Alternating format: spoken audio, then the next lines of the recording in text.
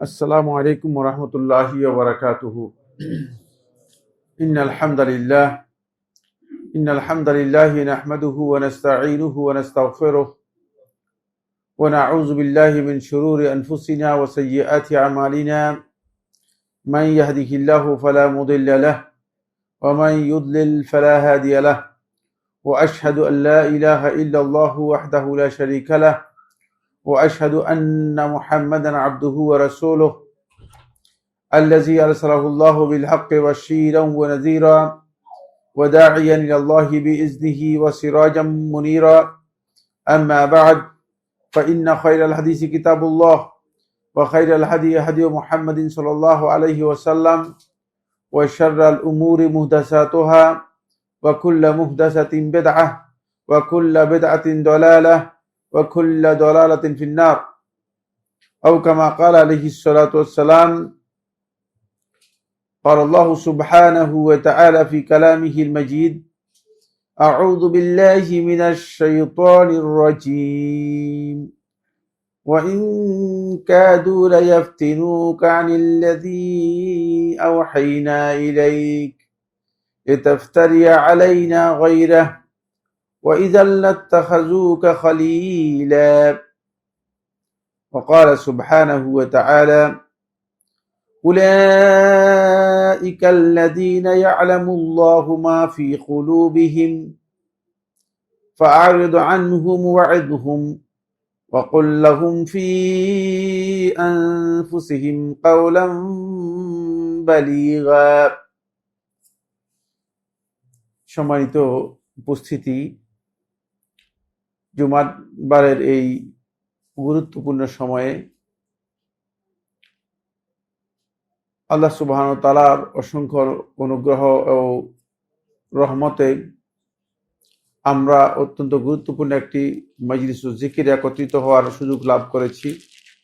এজন্য আল্লাহ রাব্বুল আলামিনের শুকরিয়া, কৃতজ্ঞতা ও প্রশংসা করি, আলহামদুলিল্লাহ।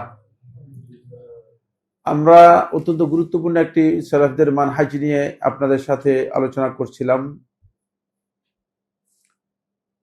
এটা বর্তমানে খুবই ইম্পর্টেন্ট একটি বিষয়, বিশেষ করে আমাদের যুবকদের কাছে এই মানহাজটি জানা এবং এই মানহাজ সম্পর্কে প্রকৃত ধারণা অর্জন করা খুবই প্রয়োজন। আমি মনে করে থাকি যে বেশিরভাগ যুবকদের মানে এদিক সেদিক দৌড়াদৌড়ি করা, একবার ডান দিকে একবার বাম দিকে, একবার এই পথে একবার ওই পথে, একবার এই শেখের পিছনে একবার ওই শেখের পিছনে, অথবা শেখ পূজা করা। মানে আগে তো পীর পূজা ছিল, এখন নতুন একটা এডিশন তৈরি হয়েছে, সেটা কি শেখ পূজা।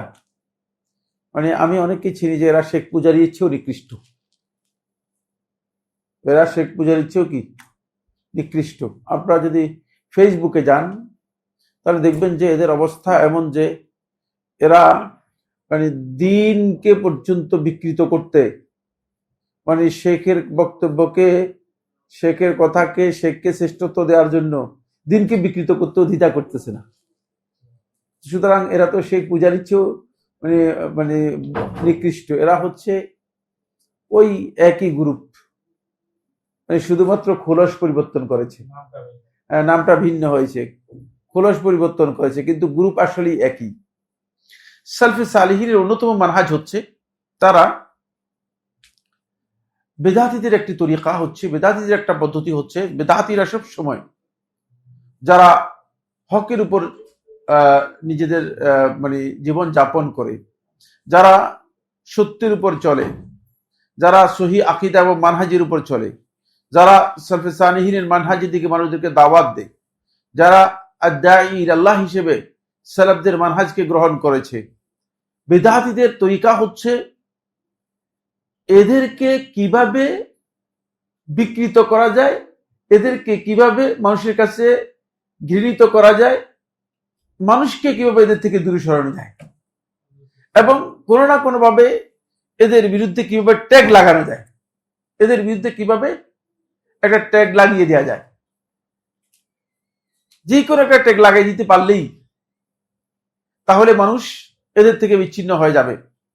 এরা এই বিষয়ে চিন্তা করে না বেদাতিরা, যে এই যে তার বিরুদ্ধে আমি টেক লাগালাম, অন্যায়ভাবে মিথ্যাচার করলাম, এটা তো অনেক বড় অপরাধ।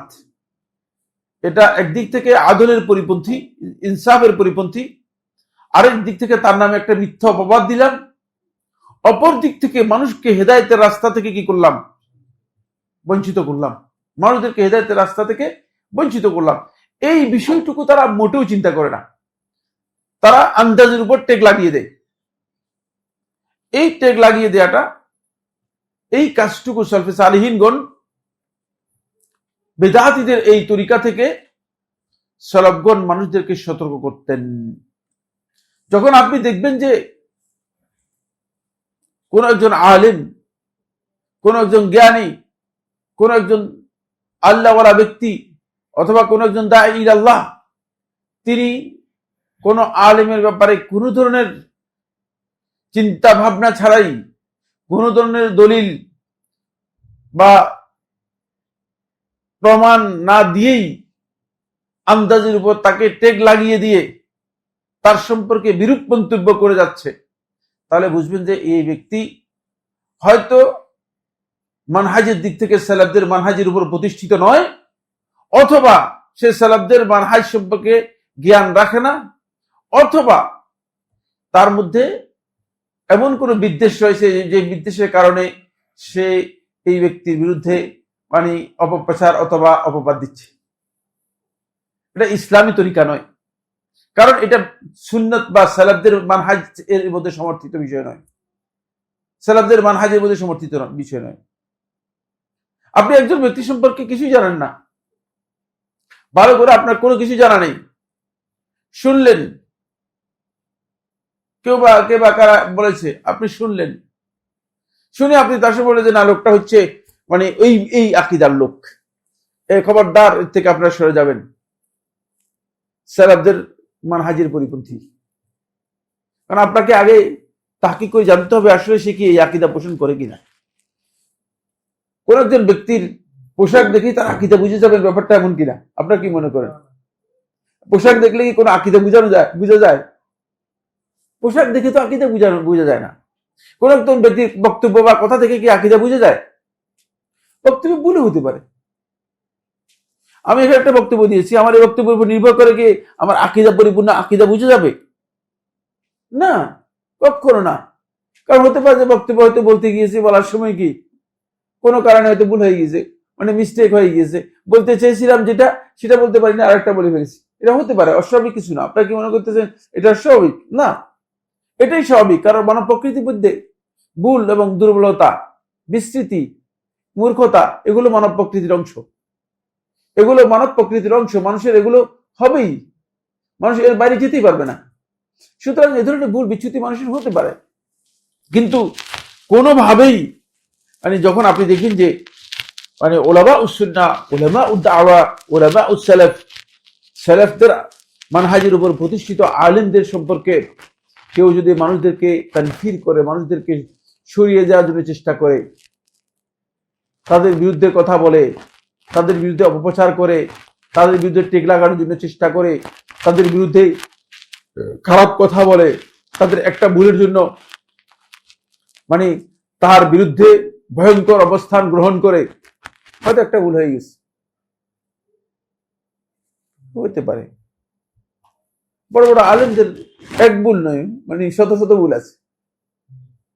যারা সালাফদের কুদওয়া, যাদেরকে আমরা সালাফদের মডেল মনে করে থাকি, সালাফদের রোল মডেল হিসেবে যাদেরকে আমরা মনে করে থাকি, যারা সালফে সালিহিনদের কুদওয়া, তাদের বক্তব্যের মধ্যে ভুল পাওয়া গিয়েছে। ভুল হতেই পারে, কারণ ইজতিহাদি বিষয়। সুতরাং আমরা যারা আছি, আমরা তো কিছুই না, আমাদের বক্তব্যে ভুল পাওয়া যাবে না, কথা বলার কোনো সুযোগ নেই। যিনি মনে করেন যে আমি সবকিছু দিক থেকে একেবারে 100% পারফেক্ট আর আমার ভুল বলতে কিচ্ছু নাই, মনে করবে যে তিনি সালাফদের মানহাজ থেকে অনেক বিচ্যুত, তিনি সালাফদের মানহাজ থেকে অনেক অনেক বিচ্যুত, অনেক দূরে। ফলে সালফে সালিহিনগণ এই ধরনের ব্যক্তিদের থেকে লোকদেরকে কঠিনভাবে সতর্ক করতেন। এরা কারা? এক নম্বর হচ্ছে যাদের অন্তরের মধ্যে ব্যাধি আছে। শো আপটা আউটসাইডটা কি ভেরি গুড, বেশ ভালো, দেখলে মানে শেখ বলার ব্যাপারে আপনার আর দ্বিধা থাকবে না, কিছু আসলে শেখ না, শিখ। এটা বেকাশি শিখ, বুঝলেন? আসলে কি নয়, শেখ না। দাড়ি, সাইজ, এগুলো সব মিলিয়ে আপনি মনে করবেন যে মানে একজন জান্নাতি লোক,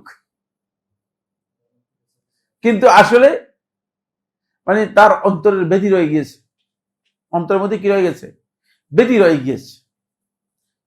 তিনি যদিও মানে সালাফদের কথা বলেন, সালাফদের দিকে দাবি করেন, কিন্তু আসলে সালাফদের মানহাজের উপর প্রতিষ্ঠিত নয়। সলফে সালিহিনগণ এদের থেকে তাহজির করতেন, সতর্ক করতেন।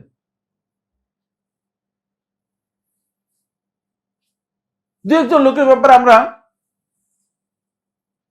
আমরা কখনো মানুষের নাম ধরে ধরে অমুক অমুক, আমরা কখনো, আপনারা জানেন যে আমি ব্যক্তিগতভাবে, আমরা বলছি না, আমার ব্যক্তিগত কথা বলছি, ব্যক্তিগত আমি কোনো ব্যক্তিকে সরাসরি ইন্ডিকেট করে কোনো সময় কোনো বক্তব্য দেই না, এটা আমার মানহাজের পরিপন্থী। কিন্তু তারপরেও গোটা উম্মার মানে বিভ্রান্তি যখন লক্ষ্য করেছি, দুই একজনের ব্যাপারে সরাসরি নাম ধরে বলছি যে এদের ব্যাপারে নাম ধরে বলেছি, কারণ আমি দেখেছি যে এই গোটা উম্মাকে ধ্বংস করে দিবে। মানে এর সাইজ এমন যে মানুষ তাকে মনে করছে যে আসমান থেকে নাজিলকৃত ফেরেশতা সে। ফলে এই কারণে মানুষের এই বিভ্রান্তি থেকে মানুষদেরকে বাঁচানোর জন্য তার সাথে আমার আল্লাহর কসম, মানে কোন ধরনের বিদ্বেষ, কোন ধরনের ঘৃণা, কোন ধরনের সমস্যা, কোন ধরনের কিচ্ছু নাই, হিংসা অথবা শত্রুতা কিচ্ছু নেই। কিন্তু শুধুমাত্র যেহেতু মানুষদেরকে বিভ্রান্ত করতেছে, এই জন্য নাম ধরে দুই একজন, একেবারে তাও হাতে করা দুই একজন ব্যক্তি, দুইজন বা দুইজনই হতে পারে, তিনজন হওয়ার সম্ভাবনা নেই। আমার খেয়াল আছে, আমার তো খেয়াল ছাড়া নাই এরকম না। এদেরকে সরাসরি বলেছি খবরদার, এদের ব্যাপারে সতর্ক থাকবেন, এরা মানে সালাফদের মানহাজের উপর প্রতিষ্ঠিত নয়। এটা কিন্তু খুব ইম্পর্টেন্ট বিষয়। প্রথম দল বলছি যাদের অন্তরের মধ্যে ত্রুটি আছে। অন্তরের মধ্যে ত্রুটি থাকলে তিনি আসলে সংশোধনের কাজ করতে পারেন না, তিনি সংশোধনের নামে ফাসাদের কাজ করেন। আল্লাহ সুবহানাহু ওয়া তাআলা কোরআনে কারীমে সূরাতুন নিসার ৬২ নম্বর আয়াতের মধ্যে এই বিষয়ে ইঙ্গিত দিয়েছেন।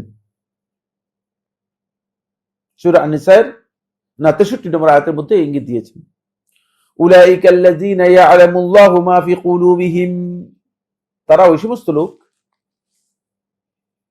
আল্লাহ তাআলা তাদের অন্তরের মধ্যে কি আছে এই বিষয় সম্পর্কে আল্লাহ ভালো করে জানেন। ভালো কিছু অন্তরের মধ্যে নাই, অন্তরের বিষয় তো আমরা জানি না। মানে এখানে আমরা যারা আসছি, আমরা কে কোন উদ্দেশ্যে আসছি এটা আমিই জানি, ঠিক না? যিনি আসছেন তিনিই জানেন। আর আল্লাহ তাআলা জানেন কিনা আপনারা কি মনে করেন? আল্লাহ রাব্বুল আলামিন জানেন কিনা? আল্লাহ তাআলা অবশ্যই জানেন। সুতরাং আপনিও জানেন, আল্লাহ রাব্বুল আলামিন জানেন, কিন্তু আর আপনার পাশে যিনি বসে রয়েছে তিনিও জানেন না, আমিও জানি না, কারণ আমাদের জানার সুযোগ নেই। এই জন্য আল্লাহ রাব্বুল আলামিন তাদের ব্যাপারে ক্লিয়ার বলে দিচ্ছেন, উলাইকাল্লাযীনা ইয়া'লামুল্লাহু মা ফি কুলুবিহিম, তারা হচ্ছে ওই সমস্ত লোক যাদের অন্তরের মধ্যে কি আছে আল্লাহ তাআলা ভালো করে জানেন। যেহেতু আল্লাহ রাব্বুল আলামিন ভালো করে জানেন তাদের অন্তরের মধ্যে কি আছে, তাহলে আপনার কাজটা কি হবে? খুব ভালো করে খেয়াল করেন। আপনার কাজ হচ্ছে ফাআরিদ আনহুম, আপনি তাদের থেকে সরে থাকেন। দেখছেন, আপনি তাদের থেকে দূরে থাকেন,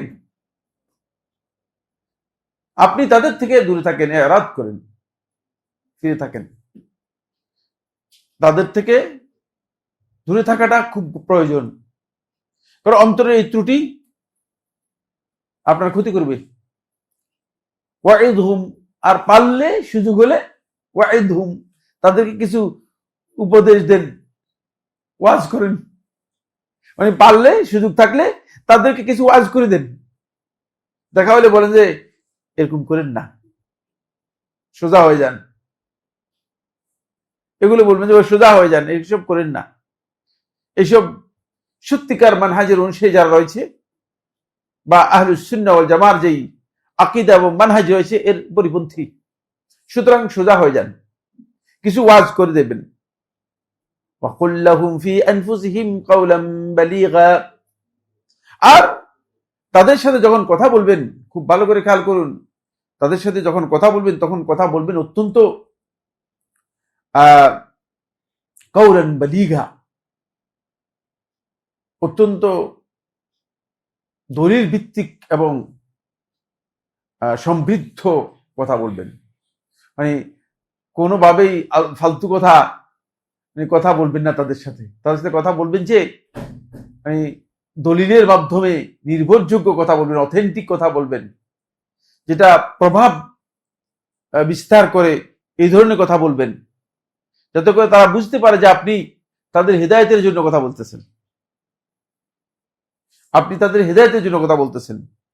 এই জন্য এটা হলো প্রথম পয়েন্ট, যে এই ক্ষেত্রে তাদের সাথে কথা বলার ক্ষেত্রেও আল্লাহ তাআলা আমাদেরকে একটা নির্দেশ দিয়েছে, সেটা হলো তাদের সাথে কথাটা বলবেন এমন ভাবে যাতে করে কথাটা তাদেরকে প্রভাবান্বিত করতে পারে এবং দলিল ভিত্তিক মানে শক্তিশালী, মানে মজবুত কথা হয়, প্রভাব যার মধ্যে আছে এমন কথা হয়। মানে তাদের সাথে আলতু ফালতু কথা বলে, মানে আমরা তো মানে যখন কথা বলি তখন আমাদের দেখা যাচ্ছে কথা বলার ক্ষেত্রে মানে অনেকটা কথা বলার আগেই ঝগড়া শুরু করে দিই, কথা বলার আগেই মানে মানে প্রথম মানে মাসালা শুরু করার আগেই ঝগড়া দিয়ে শুরু করে দিই। যদি মাসালা শুরু করার আগে ঝগড়া দিয়ে শুরু করেন তাহলে সেখানে কি হবে? সেখানে আর কাউল বালিগা তো হবে না, এটা জিদাল হবে, ঝগড়া হবে, সেও কথাটা গ্রহণ করবে না। এই জন্য আল্লাহ তাআলা আগে থেকেই ক্লিয়ার করেছেন তাদের সাথে কিভাবে কথা বলবে। এরা হলো একদল লোক। এরা কারা? একদল লোক। দুই নম্বর লোক হচ্ছে যারা তাদের টার্গেটই হচ্ছে মূলত উলামা উস-সুন্নাহ, উলামা উদ-দাওয়া যারা আছে তাদের মধ্যে কিভাবে ফিতনা সৃষ্টি করা যায়। ফিতনা সৃষ্টি করার উদ্দেশ্যেই মূলত তারা এই সমস্ত কাজগুলো করে। এটা আজকের যুগে আছে যে তা নয়, এটা প্রথম সময় থেকেই আছে। একদল আছে যে ফিতনা সৃষ্টি করাটা হচ্ছে কাজ, কারণ ফিতনা সৃষ্টি করাকে সে দাওয়াত মনে করে। এমন লোকও আছে যে ফিতনা সৃষ্টি করাটাকে মনে করে দাওয়াত, যে দাওয়াত আল্লাহর কাজ করতেছে, তিনি ফিতনা সৃষ্টি করতেছেন, আর তিনি আপনাকে এসে বলতেছেন যে ভাই আমি অন্তর থেকে ইখলাসের সাথে আপনাকে বলতেছি বিষয়টা। ইখলাসের সাথে গীবত করতেছে, ইখলাসের সাথে শুগলখুরি করতেছে, গীবতটা করতেছে ইখলাসের সাথে করতেছে, শুগলখুরি করতেছে কিসে? ইখলাসের সাথে করতেছে।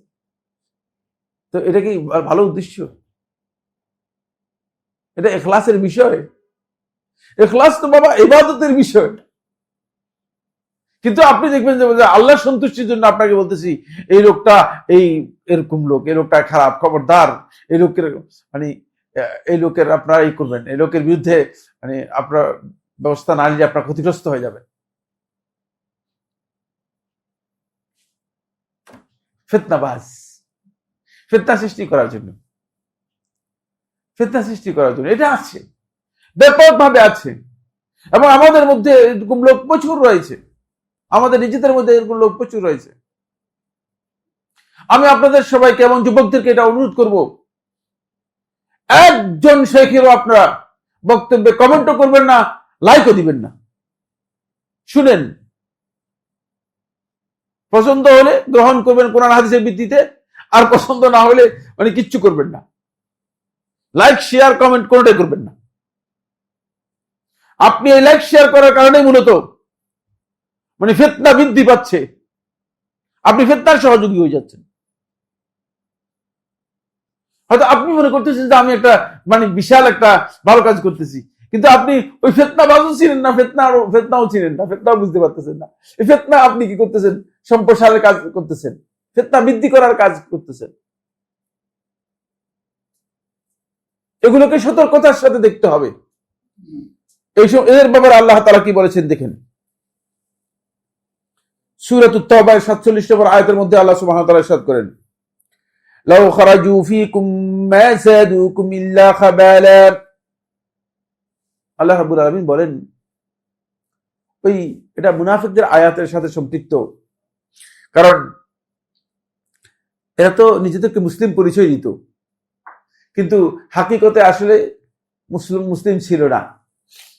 এরা আল্লাহ রাসূল সাল্লাল্লাহু আলাইহি ওয়াসাল্লামের সাথে যুদ্ধে যায় নাই, এটা তাকে অপরাধ করেছে, কিন্তু না গিয়ে তারা দাপট দেখাচ্ছে।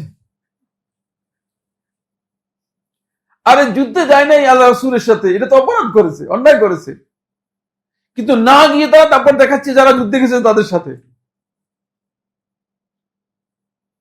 বলতেছে যে আমরা যে যাই নাই, দেখো নাই, আমরা না যাওয়ার কারণে তো তোমাদের দশা এরকম হয়ে গেছে, আমরা তো বুঝতে পারছি। বলে না ওই আমি যাই নাই যে বুঝেন নাই, আমি তো আগে থেকে বুঝতাম এরকম হবে, মার খেয়ে আসবেন আপনারা।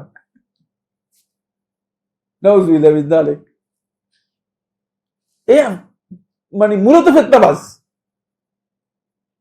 তারা বলতেছে আল্লাহ তাআলা বলতেছে, লাউ খারাজু ফীকুম, যদি তোমাদের সাথে তারা বের হতো যাইতো যুদ্ধের জন্য, মা যাদুকুম ইল্লা খাবালা, তোমাদের মধ্যে পরস্পরের মধ্যে রেষারেষি আর হিংসা এগুলো বৃদ্ধি করা ছাড়া আর কিছু করতো না।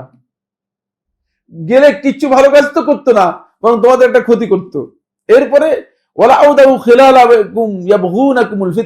আর তোমাদের নিজেদের মাঝেই তারা যে কোনো ভাবে ফিতনা তৈরি করে দিয়ে তোমাদের ক্ষতিগ্রস্ত করে দিত। যায় নাই, অনেক ভালো হয়েছে, তাদের যায় নাই, এটা অনেক ভালো হয়েছে। কারণ তোমাদের মধ্যে যে ফিতনা সৃষ্টি করতো, এর কারণটা কি?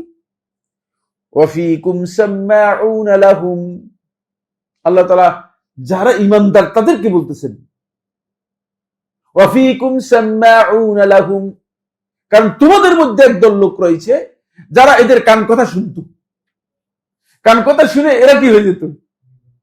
বিপর্যস্ত হয়ে যেত, এরা ফিতনার মধ্যে পড়ে যেত। এখন অধিকাংশ লোকে এই সমস্ত কান কথার পিছনে দৌড় দিচ্ছে, এবং কি নিজের কানও দেখে না, মনে করে যে এটাই ঠিক, নিজের কানের দিকেও খেয়াল করে না, নিজের কানের দিকেও খেয়াল করতেছে না, সে দৌড় দিচ্ছে এর পেছনে।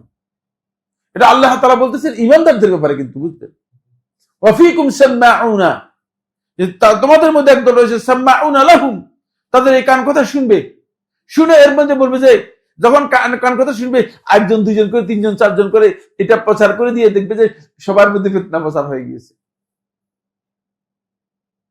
রাসূলুল্লাহ সাল্লাল্লাহু আলাইহি ওয়াসাল্লাম বনু মুস্তালিকের যুদ্ধে আল্লাহ রাসূল সাল্লাল্লাহু আলাইহি ওয়াসাল্লাম সাহাবায়ে কেরামদেরকে নিয়ে রওনা করে চলে আসলেন। উষ্টির উপর হাউদাজির মধ্যে আয়েশা রাদিয়াল্লাহু তাআলা ছিলেন। তো আয়েশা রাদিয়াল্লাহু তাআলা ছিলেন, তিনি হালকা ছিলেন ওজনে, অনেক বেশি ওয়েট ছিল না, মোটা ছিলেন না। হাউদাজির মধ্যে তিনি কি আছেন কি নাই, পুষ্টি যে পরিচালনা করতেছে সে আর খেয়াল করে নেই। যেহেতু রাসূলুল্লাহ সাল্লাল্লাহু আলাইহি ওয়াসাল্লাম কওমকে পুরা সবাইকে বলে দিয়েছে, হ্যাঁ আমরা মার্চ করতেছি, চলো আমরা চলে যাব মদিনার দিকে, আমরা চলে যাব। তো মদিনার উদ্দেশ্যেই তারা কি করতেছেন, রওনা করে দিয়েছেন। এদিকে আল্লাহ রাসূল সাল্লাল্লাহু আলাইহি ওয়াসাল্লাম আয়েশা রাদিয়াল্লাহু তাআলা উষ্টি নিয়ে চলে আসছেন। এটা খেয়াল করেন না যে উষ্টির মধ্যে আয়েশা রাদিয়াল্লাহু তাআলা আছেন কিনা, কিন্তু আয়েশা রাদিয়াল্লাহু তাআলা একটু ঘুম বেশি ছিল, বয়স কম ছিল, ঘুম কি ছিল? বেশি ছিল। তিনি যেখানে ঘুমাইছিলেন নেমে, তিনি সেখানে ঘুমাই আছেন, তিনি ঘুম থেকে উঠেন নাই। এদিক থেকে কম, পুরা কমের লোক সব চলে গেছে, পুরা কমের লোক সব চলে গেছে, তিনি ঘুমাইছেন।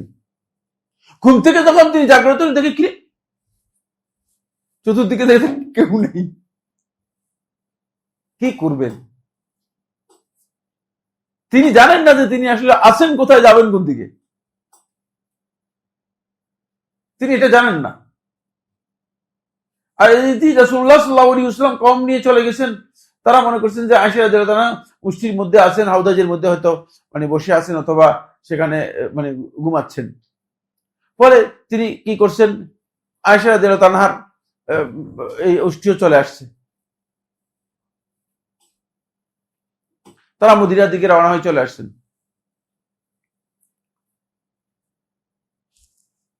এরপরে রাসূলুল্লাহ সাল্লাল্লাহু আলাইহি ওয়াসাল্লাম কওমের একেবারে সর্বশেষ একজন ব্যক্তিকে আল্লাহ রাসূল সাল্লাল্লাহু আলাইহি ওয়াসাল্লাম রাখতেন সতর্কতার জন্য, যে কোন শত্রু পিছন দিক থেকে ধাওয়া করে কিনা, অথবা কোন ব্যক্তি থাকে কিনা। শেষ ব্যক্তি যিনি অপেক্ষা করে সবার শেষে, যিনি কি করতে রওনা করতেন, সবার শেষে পরবর্তীতে আসতেন, তিনি ছিলেন সাফওয়ান ইবনে আসাল রাদিয়াল্লাহু তাআলা আনহু, না সাফওয়ান ইবনে মুআত্তাল রাদিয়াল্লাহু তাআলা আনহু।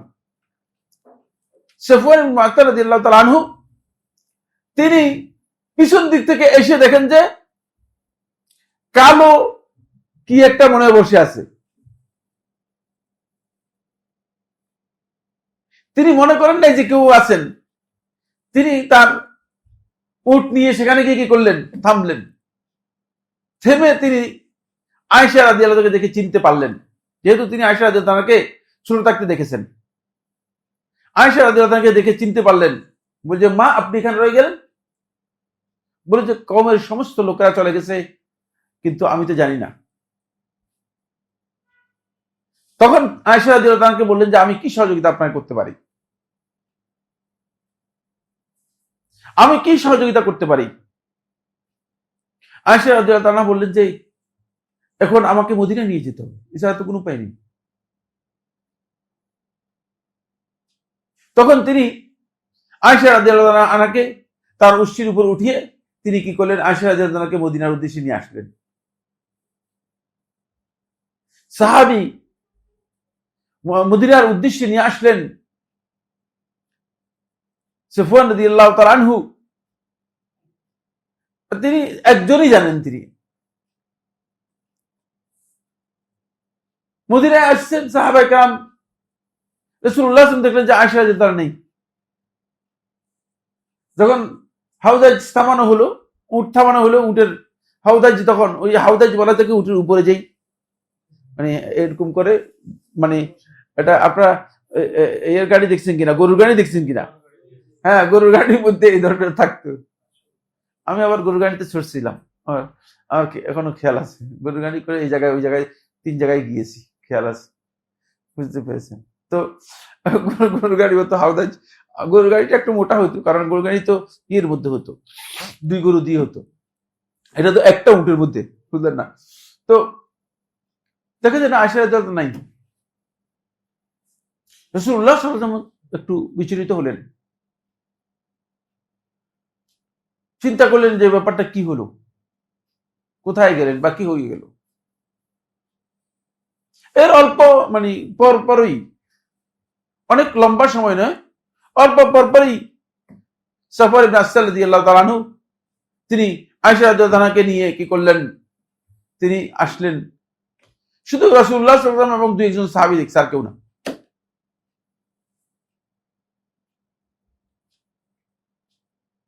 লম্বা কোনো সময় না, এই যে একজন গিয়ে যে আরেকজনকে বলছে, এই অল্প 1-আধা ঘন্টার মধ্যেই পুরা মদিনার শহর পুরাটাই হয়ে গিয়েছে যে আয়েশা রাদিয়াল্লাহু তাআলা সাফওয়ান ইবনে আসালের সাথে একসাথে রয়ে গিয়েছে, এবং পরবর্তীতে আসছে। অত্যন্ত ভয়ানক ঘটনা, মুনাফিকরা চড়াই দিয়েছে। দেখছেন, ওয়াফিকুম সাম্মাউনা লাহুম, এই যে আল্লাহ তাআলা বলছেন ওয়াফিকুম, তোমাদের মধ্যেই তাদের গান কথা শুনে যে এরকম লোক আছে।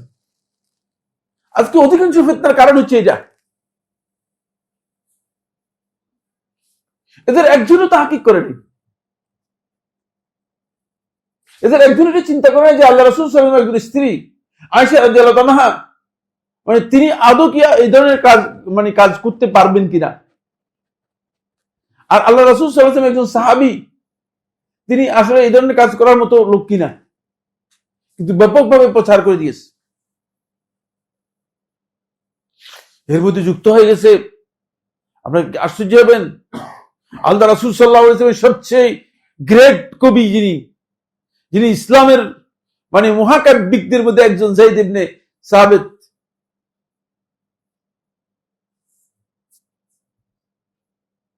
মানে আল্লাহ রাসূল সাল্লাল্লাহু আলাইহি ওয়াসাল্লামের কবি।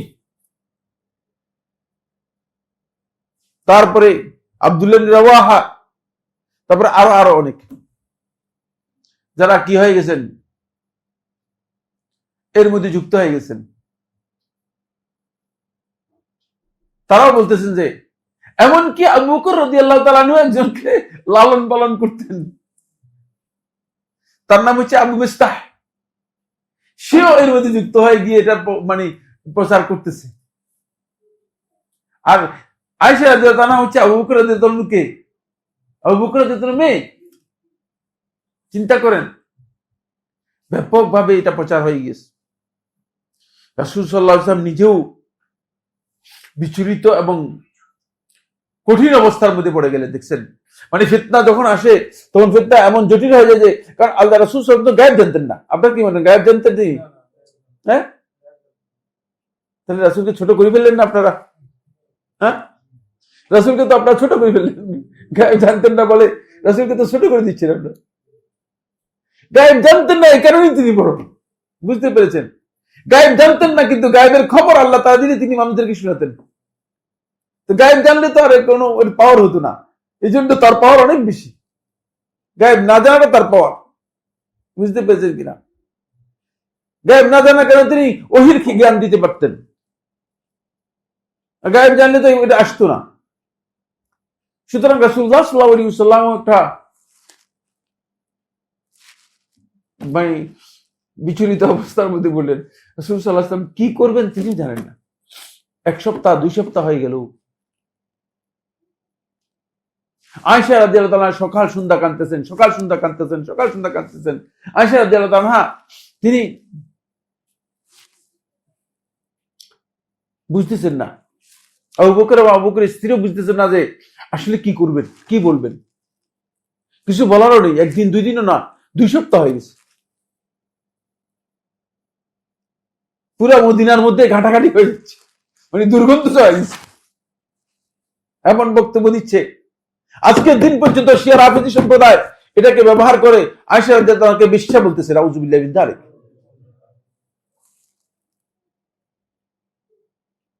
শিয়া রাফিজিরা এত ভয়ঙ্কর, যেটা আল্লাহ তাআলা কোরআনের মধ্যে স্পষ্ট করে ঘোষণা করেছেন, সেটা পর্যন্ত তারা কে করেনি, গ্রহণ করেনি। আজকের দিন পর্যন্ত তারা এই ধরনের মানে বক্তব্য দিচ্ছে। রাসূলুল্লাহ সাল্লাল্লাহু আলাইহি ওয়াসাল্লাম ঘরে আসলেন, ঘরে পর্যন্ত রাসূলুল্লাহ আসতেছেন না। আল্লাহ রাসূল সাল্লাল্লাহু আলাইহি ওয়াসাল্লাম ঘরে আসতেছেন না, চিন্তা করতেছেন মানে পারিবারিক অবস্থা কি হয়ে গেছে, ভঙ্গুর হয়ে গেছে। আল্লাহ রাসূল সাল্লাল্লাহু আলাইহি ওয়াসাল্লাম ঘরে আসতেছেন না। ঘরে এসে কাজের বেটি ছিল বারিরা, যে দাসী ছিল, যে দাসীর নাম কি, বারিরা। বারিরা জিজ্ঞেস করেছে, বারিরা আয়েশা সম্পর্কে তুমি বলো তো দেখি, তোমার কাছে শুনি। চিন্তা করছেন কি ফিতনা তৈরি করে দিয়েছে, কত বড় ফিতনা তৈরি করে দিয়েছে। বারিরাকে প্রশ্ন করলেন যে, আল্লাহ রাসূল সাল্লাল্লাহু আলাইহি ওয়াসাল্লাম প্রশ্ন করতেছে, বারিরা বলো দেখি তুমি আয়েশা সম্পর্কে কিছু বলো, তুমি কোনো খারাপ কিছু তার মধ্যে দেখছো কিনা। কে বলতেছেন এটা? চিন্তা করেন, চিন্তা করেন, অবস্থা এমন হয়ে গেছে। রাসূল সাল্লাল্লাহু আলাইহি ওয়াসাল্লাম পর্যন্ত মানে একটা সংশয়ের মধ্যে পড়ে গিয়েছেন, কঠিন অবস্থার মধ্যে পড়ে গিয়েছেন, কষ্ট করতেছেন। বারিরা খারাপ কিছু বললেন যে, বারিরা বললেন যে আল্লাহর কসম, আল্লাহ রাসূল সাল্লাল্লাহু আলাইহি ওয়াসাল্লাম আয়েশার মধ্যে আমি আমার জীবনে কোনো, যতদিন আমি এখানে আছি, কোনো খারাপ কিছু তার মধ্যে কখনো দেখি নাই। একটা জিনিস তার মধ্যে পেয়েছি, সেটা হলো এই কম বয়স্ক মানুষ, তিনি যখন দেখতাম যে রুটি তৈরি করতে করতে করতে ঘুমাই যেতেন। ঘুমটা তার বেশি দেখেছি। এখান থেকে রুটি বেলতেছে ঘুমাই গেছে, মানে এটা তার মধ্যে দেখেছি। মানে তিনি ইঙ্গিত দিচ্ছেন যে তিনি অধিক ঘুমের কারণে মানে তিনি ঘুম থেকে জাগতে পারেন নাই, এবং এটা তার মধ্যে দেখেছি তিনি ঘুমাই যেতেন, তার ঘুম বেশি ছিল। রাসূলুল্লাহ সাল্লাল্লাহু আলাইহি ওয়াসাল্লাম জানতেন অবশ্যই আল্লাহর পক্ষ থেকে কোনো না কোনো ফয়সালা তো হবেই। রাসূলুল্লাহ সাল্লাল্লাহু আলাইহি ওয়াসাল্লাম আবু বকর রাদিয়াল্লাহু আনহু বাড়িতে আসলেন। এসে রাসূলুল্লাহ সাল্লাল্লাহু আলাইহি ওয়াসাল্লাম এই প্রথম আসলেন। আয়েশা রাদিয়াল্লাহু নিজে রওয়ায়াত করেছেন। রাসূলুল্লাহ সাল্লাল্লাহু আলাইহি ওয়াসাল্লাম আবু বকর রাদিয়াল্লাহু তাআলা এখানে বাড়িতে আসলেন। এসে আয়েশা রাদিয়াল্লাহু তাআলাকে রাসূলুল্লাহ সাল্লাল্লাহু আলাইহি ওয়াসাল্লাম বললেন যে যদি তোমার ব্যাপারে তুমি যদি সত্যের উপর থাকো, তাহলে আল্লাহ তাআলা তোমার ব্যাপারে ফয়সালা করবেন। মানে এটা অনেকটা রাসূল সাল্লাল্লাহু আলাইহি ওয়াসাল্লামের জন্য সান্ত্বনামূলক বক্তব্য, আবার আয়েশা রাদিয়াল্লাহু তাআলার জন্য সান্ত্বনামূলক বক্তব্য।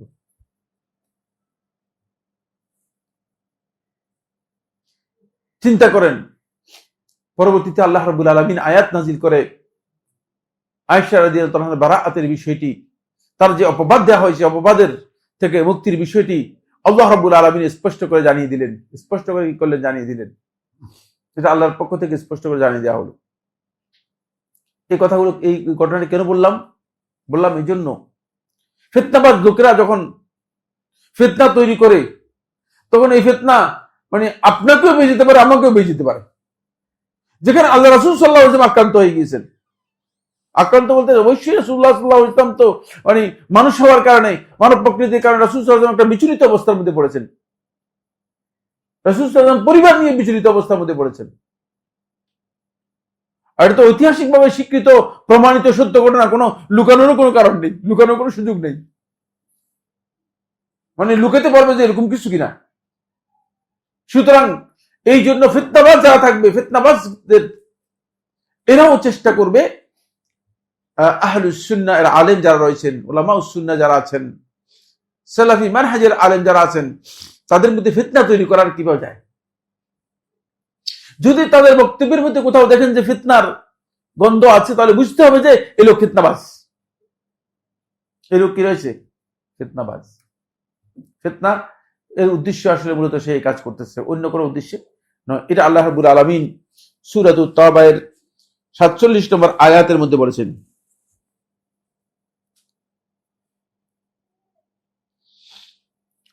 এরপর হচ্ছে ৩ নম্বর দল হচ্ছে যারা বিভিন্ন ধরনের অপবাদ, বিভিন্ন ধরনের কটূক্তি, বিভিন্ন ধরনের কুরুচিপূর্ণ মন্তব্য এই সমস্ত আলেমদের বিরুদ্ধে করবে, যাতে করে আলেমদের থেকে মানুষদেরকে সরানো যায়, মানুষদেরকে বিচ্যুত করে দেওয়া যায়। এদের উদ্দেশ্য হচ্ছে আলেমদের থেকে বিচ্ছিন্ন করতে পারলে এই লোকগুলো হেদায়েত থেকে বঞ্চিত হয়ে যাবে এবং এদেরকে সরানো যাবে। এই ধরনের লোকও কিন্তু আমাদের সমাজের মধ্যে প্রচুর আছে, যারা উদ্দেশ্য প্রণোদিতভাবে এই কাজগুলো করে থাকে। সূরা ইসরা ৭৩ নম্বর আয়াতের মধ্যে আল্লাহ সুবহানাহু ওয়া তাআলা এদের পরিচয় করে দিয়েছেন। ওয়াইন কাদু লায়াফতিনুকা আনিল্লাযী আওহাইনা ইলাইক, আপনার কাছে আমি যে ওহী করেছি, এই ওহীর ব্যাপারে তারা আপনাকেই ফিতনার মধ্যে ফেলে দেওয়ার অবস্থার মধ্যে পড়ে গেছে। কিভাবে? লিতাফতারিয়া আলাইনা গায়রাহু, তারা মানে এইভাবে করতেছে যে আপনি আমার নামে অপবাদ চালিয়ে দিচ্ছেন। ফলে ওয়াইযাল লাত্তাখাযুকা খালিলা, তারা মানে আপনাকে বন্ধু হিসেবে গ্রহণ করে মানে অপবাদ ঢুকিয়ে দিয়ে মানে মানুষদেরকে ফিতনার মধ্যে ফেলে দেওয়ার জন্য তারা এই অপচেষ্টা চালিয়ে যাচ্ছে। এই সমস্ত লোকগুলো আমাদের সমাজের মধ্যে অনেক, এদের মধ্যে একদল হচ্ছে বিভিন্ন ফেরকার লোক। বেরলভী ফেরকার লোক আছে, রেজবি ফেরকার লোক আছে, দেওবন্দি একটি ফেরকা, দেওবন্দি ফেরকার লোক আছে, তারপরে এটাকে কি বলা হয়, কোরআনী ফেরকার লোক আছে। এরা সবাই মূলত ফিতনাবাজ।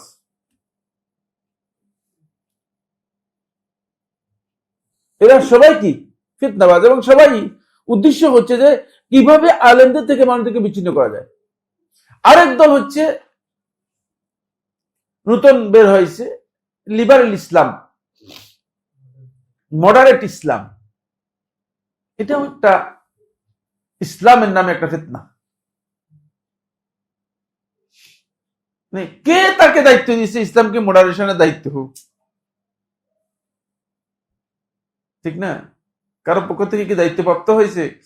রাসূলুল্লাহ সাল্লাল্লাহু আলাইহি ওয়াসাল্লামের সাক্ষাৎ হয়েছে স্বপ্নের মধ্যে, যে আল্লাহ রাসূল বলছেন যে আমি তো আসলে ভালো করে মডারেশন করে যেতে পারি না ইসলামের, তুমি আমার পক্ষ থেকে ইসলামটা একটু মডারেট করে দাও। এটা বলছে। সে কোত্থেকে ইসলামের এই মডারেশনটা পেয়েছে? কে তাকে ইসলামের এই মডারেশনের দায়িত্ব দিয়েছে? খুবই দুঃখজনক। এবং এই বিষয়টা আমাদের সমাজের মধ্যে এই ধরনের লোক আছে। আরেক দল লোক আছে যারা মনে করতে আমরা সচ্চা মুসলিম, সব ব্যাপারেই কঠোরতা অবলম্বন করে, ফলে আলেমদের থেকে মানুষদেরকে বিচ্ছিন্ন করার জন্য চেষ্টা করে। এখন একদল লোককে পাবেন তারা কথায় কথায় শুধু দোষ হচ্ছে আলেমদেরই। আপনি দেখবেন আমাকে প্রশ্ন করলে প্রশ্নের মধ্যে 4-5টা প্রশ্ন থাকে যে মানে এই সমস্ত আলেমরা কি দোষী হবে না, এই সমস্ত আলেমরা কি জাহান্নামে যাবে না। আমাকে প্রশ্ন করে, আমি মানে এমন কোনো দিন নেই যে দিন একবার অন্তত এরকম প্রশ্ন পাইনি। আরে তুমি আলেমদের জাহান্নামের বিষয়টা তোমার এত অস্থিরতা কারণ কি? আলেম ছাড়া আর দুনিয়াতে জাহান্নামে যাওয়ার লোক নেই।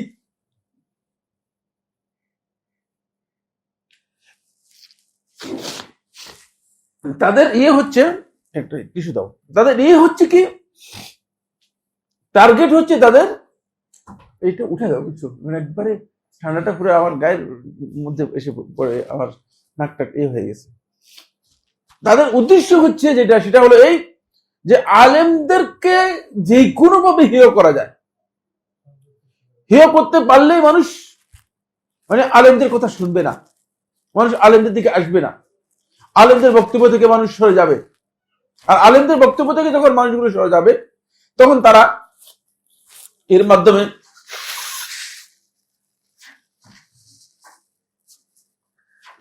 মাধ্যমে মানুষদেরকে বুঝাবে, মানুষদেরকে এর কথা বুঝতে পারবে যে না আলেমরা কিচ্ছু করতে পারবে না। এমন লোকও আছে যে যাদের বক্তব্য হচ্ছে যে ভাই আলেমদের দিয়ে কিচ্ছু হবে না। এরকম কথা মানে জীবনে কোনোদিন শুনছেন না শুনেন নাই? হ্যাঁ, আমি কয়শবার শুনেছি আমার জীবনে, আমি বলতে পারবো না। যদি আলেমদের দিয়ে কিচ্ছু না হয় তাহলে হবে কাকে দিয়ে, আমি এটা জানি না। আপনারা বলেন তো, যদি আলেমদের দিয়ে কোনো কিছু না হয় তাহলে কাদেরকে দিয়ে হবে? কাদেরকে দিয়ে হবে সেটা ক্লিয়ার করে না কেন? তাদের বক্তব্যের মধ্যে এটাই যে আলেমদেরকে দিয়ে কিচ্ছু হবে না। ভাই এগুলো কিন্তু ভয়ঙ্কর ধরনের ফিতনা। মানে এটা এদেরকে তাহজির করতে হবে, সতর্ক করতে হবে, কারণ এরা বিভ্রান্তির মধ্যে আছে। আমি তো কথা স্পষ্ট করে বলছি, যত বেশি যুবকরা, তরুণরা, কিশোররা এবং সাধারণ মানুষগুলো আলেমদের সাথে যত বেশি সম্পৃক্ত হয়ে থাকবে, তত বেশি তারা শয়তানের ফিতনা থেকে, তারা শয়তানের দোষরদের ফিতনা থেকে এবং দুনিয়ার যে সমস্ত ফিতনা আছে এগুলো থেকে নিজেদেরকে হেফাজত করতে পারবে, তত বেশি হেফাজত করতে পারবে। আলেমদের ব্যক্তিগত ভুল থাকতে পারে, এটা অস্বাভাবিক কিছু না। কারণ আমি অল্প আগেই তো বললাম যে মানে ভুলের থেকে কেউ ঊর্ধ্বে না, মানুষ কেউ ভুলের থেকে ঊর্ধ্বে না। ভুল ব্যক্তিগতভাবে কোনো আলেমে থাকতে পারে, কিন্তু দ্বীনের ব্যাপারে আলেমরাই যদি কিছু করতে পারে, করতে পারবে। দ্বীনের ব্যাপারে আলেমরা ছাড়া অন্যরা কিছু করবে, এই ধারণা করলে মূর্খতার মধ্যে আছে, সে অন্ধকারের মধ্যে আছে। এই ধারণা যদি কেউ করে থাকে তিনি অন্ধকারের মধ্যে আছে, তিনি বুঝতে পারেন যে তিনি আসলে হকের উপর আছেন, তিনি হকের উপর নেই, তিনি অন্ধকারের মধ্যে আছেন। এটা অত্যন্ত ভয়ঙ্কর বিষয়।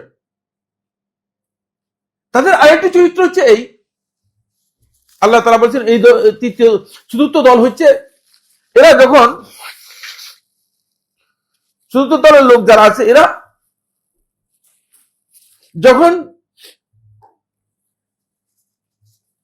মুসলিম ইমানদার ব্যক্তিদের কাছে আসবে তখন তাদের সাথে এক ধরনের কথা বলবে, এক ধরনের আচরণ করবে, তাদেরকে অন্যরকম ভাবে নিজেদেরকে তাদের সামনে তুলে ধরবে। আর যখন অন্যদের কাছে যাবে তাদের কাছে আরেক ধরনের কথা বলবে, আরেক ধরনের কি করবে, মানে প্রচার করবে।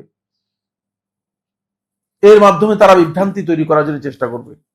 এটা আল্লাহ সুবহানাহু ওয়া তাআলা কোরআনে কারীমের সূরা হাসাবের 19 নম্বর আয়াতের মধ্যে বলেছেন, আশিহাতান আলাইকুম, তারা তোমাদের প্রতি খুব বেশি দয়া দেখায়।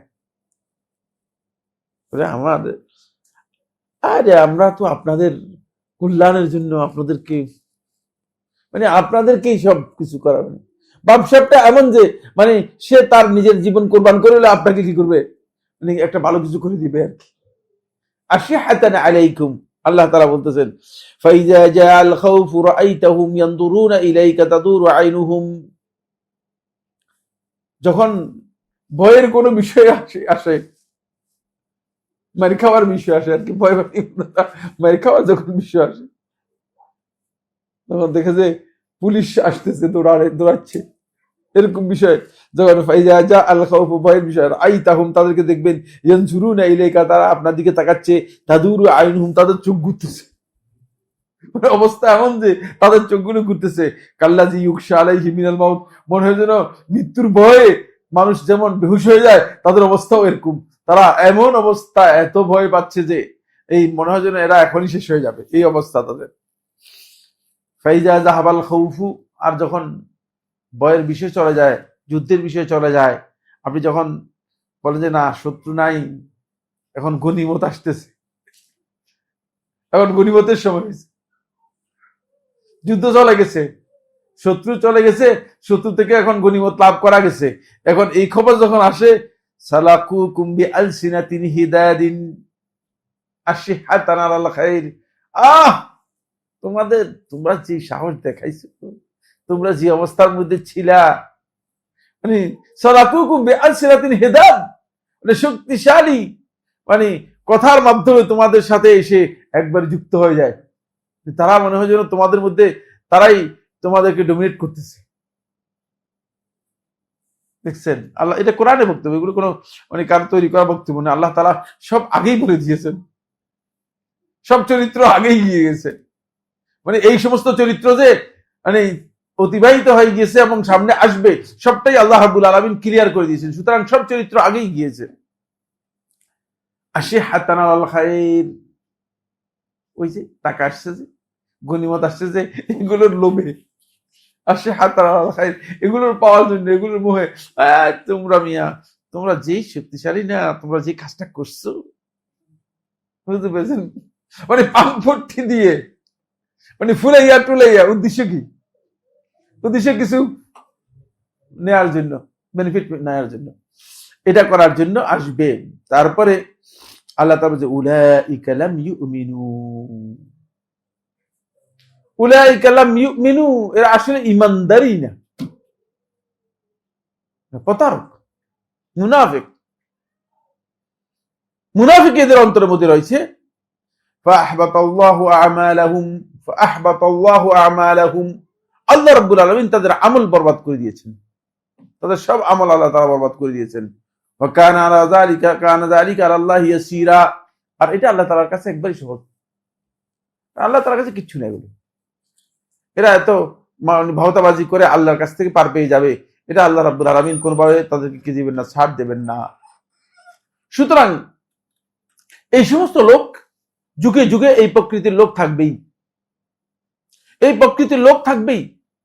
এদের থেকে মূলত মানে সতর্ক করতে হবে, সালাফদের মানহাজ হচ্ছে এদের থেকে সতর্ক করতে হবে। এরা যখন সালাফি আলেমদেরকে যখন টার্গেট করে তখন তাদেরকে বিভিন্ন ধরনের টেক লাগায়।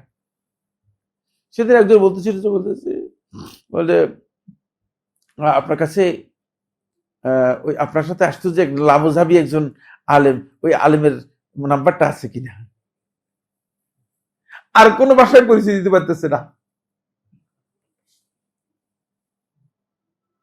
আমার বলতে সাইফুল্লাহ ভাই, বললাম যে মানে মাথাটা এত গরম হয়েছে যে একটা মাদ্রাসার প্রিন্সিপাল না হলে আমি এমন থাপ্পড় দিতাম।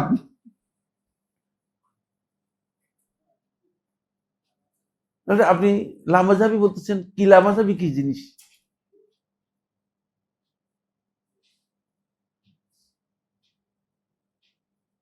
দেখেন, মানুষদেরকে পথভ্রষ্ট বিভ্রান্ত করার জন্য তারা মানে কত ভয়ঙ্কর শব্দ আবিষ্কার করেছে। লামাজাবি কোনো শব্দই নেই, এই পৃথিবীতে কোনো লামাজাবি বলতে কোনো বক্তব্য নেই।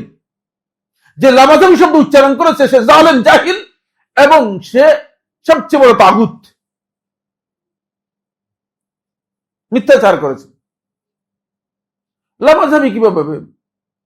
এমন কোন মানে বক্তব্য নেই যে বক্তব্যের মধ্যে মাযহাবের কোনো বক্তব্য নেই। মাযহাব তো আছেই, হয়তো এই মাযহাব শাফি মাযহাব না, হানাফি মাযহাব না, হাম্বলি মাযহাব, মাযহাব ছাড়া বক্তব্য আছে নাকি? হ্যাঁ, আর মাযহাব হচ্ছে অপিনিয়ন। মাযহাব তো কোনো ব্যক্তির নাম নয়,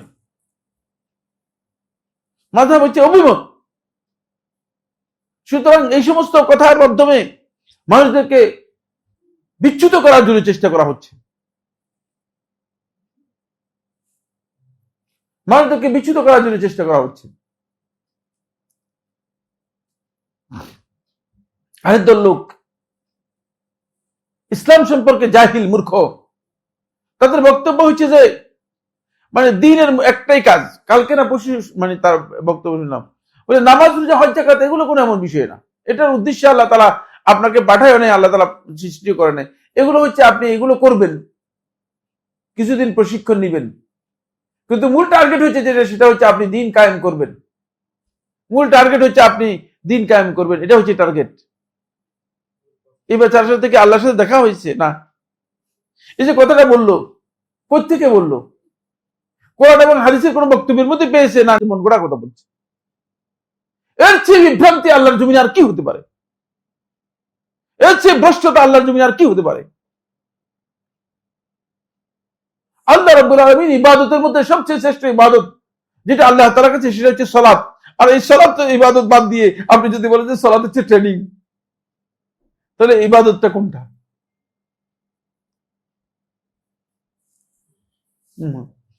কার কাছ থেকে এগুলো জ্ঞান নিচ্ছে? কেন এই মূর্খতাপূর্ণ আচরণ করতেছে? আমি কিছুই জানি না। নির্বোধদেরকে কারা বুঝায় এই সমস্ত কথা? তারা মনে করছে যে ইকামতের দিন হচ্ছে একটা আলাদা ইবাদত। নাউযুবিল্লাহ মিন যালিক। ইকামত হচ্ছে দ্বীনের যত বিধান আছে, বিধিবিধান সবগুলো নিজের জীবনে বাস্তবায়ন করা এবং সেগুলো বাস্তবায়নের জন্য মানুষের মধ্যে চেষ্টা করা, মানুষকে দাওয়াত দেয়া, মানুষকে সেগুলো বোঝানোর জন্য, সেগুলো জানানোর জন্য চেষ্টা করা, এটা হচ্ছে ইকামতের দিন। আর এই কাজটুকু মানুষের সাধ্যের মধ্যে, এটাই মানুষ করবে। কিন্তু ইকামতের দিন আপনি কি বুঝলেন? কিচ্ছু না বুঝে আপনি আন্দাজের উপর কোত্থেকে এই সমস্ত কথা বলতেছেন, মানুষদেরকে এই ধরনের কথা বলতেছে। আর যখন কোন আপনি যখন এগুলো বলবেন, বলছেন না এই সমস্ত শেখ হচ্ছে মাদখালি। আরে মাদখালি জিনিস আরেক অদ্ভুত কথা, মানে বিভ্রান্তির একটা সাইজ আছে তো। মাদখালি কি জিনিস? মাদখালি কি জিনিস? মাদখালি হচ্ছে সৌদি আরবের একটা, এটাকে কি বলা হয় তাকে, মানে গোত্রীয় একটা পরিচয়, মানে বংশীয় অথবা গোত্রীয় একটা পরিচয়, বুঝতে পেরেছেন? মানে একটা গোত্র, মানে বিভিন্ন গোত্র আছে না, যেমন জুহানি একটা গোত্র, হারবি একটা গোত্র, তারপরে জাহারানি একটা গোত্র, এই ধরনের একটা মাদখালি একটা মানে গোত্রের একটা অংশ, গোত্রের একটা সাইড, মানে এক ধরনের একটা মানে ট্রাইবকে কি বলা হয় থাকে মাদখালি শাখা, এবং খুব মানে ছোট একটা ন্যারো একটা শাখা। এখন মাদখালি বলে দলে মানুষদেরকে, মানুষ হচ্ছে মাদখালি। আবার মাদখালি যদি বলতে, আবার বলছে ওয়াহাবি। ওয়াহাবি একজন বলতেছে যে ওয়াহাবি আসলে কিছু নেই, বলে ওয়াহাবি আব্দুল ওয়াহাব যিনি ছিলেন তিনি আমাদেরই লোক ছিলেন। মুহাম্মদ যে মোহাম্মদ ইবনে আব্দুল ওয়াহাব, মানে ওয়াহাবের পুত্র মোহাম্মদ যে, সে ছিল ওয়াহাবি। আরে পাগলের আড্ডা। মানে যদি মোহাম্মদের হয় তাকে, তাহলে তো মোহাম্মদই হওয়ার কথা, ওয়াহাবি হয় কিভাবে? পুরাটাই পাগলের কথা। কে কারে ওয়াহাবি বানাই ফেলতেছে? তোমার এই বাকে সার্টিফিকেট দিয়েছে সুন্নি, আর আরেকজনকে তুমি সার্টিফিকেট কিভাবে দিচ্ছ ওয়াহাবি? কিসের ভিত্তিতে এই সমস্ত সার্টিফিকেট দিচ্ছ? সবটাই বিভ্রান্তি। এটা সেলেবদের মানহাজের সাথে মোটেও যায় না। এই সমস্ত কাজ মূলত সালফে সালিহিন কখনো করতেন না, সালফে সালিহিনদের মানহাজের বিরুদ্ধে। আলেমদের বিরুদ্ধে অপপ্রচার করা, এটার একটা গ্রুপ বের হয়েছে বর্তমানে, মানে এরা নিজেদেরকে অনেকটা স্কলার দাবি করে। অল্প কিছুদিন মনে করেন হয়তো আমাদের দার্সে, আচ্ছা আমারটা বাদ দিলাম, আমার দার্সের কথা বাদ, মানে কোন আলেমের দার্সে বসতে টসতে, মানে কিছুদিন, 1 মাস 2 মাস কোন আলেমের দার্সে বসতে টসতে, তারপরে 2-3টা বাংলা বইটি পড়ছে, এরপরে কোরআনের কিছু আয়াত টায়াত পড়ে কিছু আয়াত মুখস্থ করে নিয়েছে। এখন কিছু আয়াত মুখস্থ করে নিয়ে এখন ওই আয়াত মুখস্থ করেছে, ওই আয়াত নাম্বার আর আয়াত সূরা নাম্বার, বুঝলেন না? এই মানে 10-20টা বা 30টা বা 40টা মুখস্থ আছে, এটার উপর নির্ভর করে সে এখন অনেক বড় স্কলার।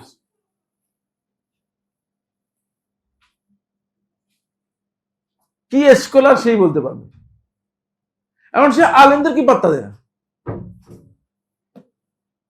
এক একজন মানে কথা বলেনি, তারা বাবসাব কি, মানে তাদের স্পিচ দিচ্ছে, তারা অনেক বড় স্পিচ দিচ্ছে, মানুষদেরকে বুঝাচ্ছে। তারা মানে তাদের এখন মানে স্কলার আলেমদের চেয়ে তাদের মূল্য অনেক বেশি। আর আমরা একটা আহমক জাতি, মানে কোরআন হাদিসের বিষয়ে আমাদের মানে জানার দরকার নেই, এদের বক্তব্যের মধ্যে আমাদের অনেক বেশি মজা।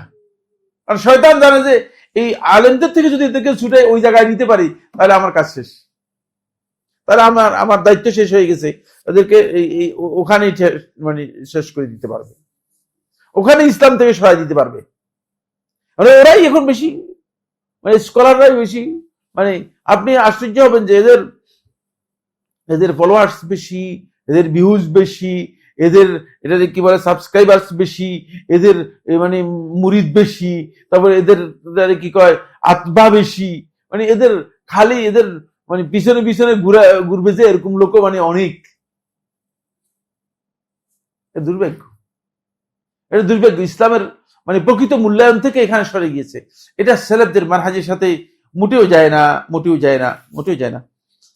এই বিষয়গুলো সালফে সালেহিনগণ, এটা মানহাজটাই হচ্ছে বেদাতি মানহাজ।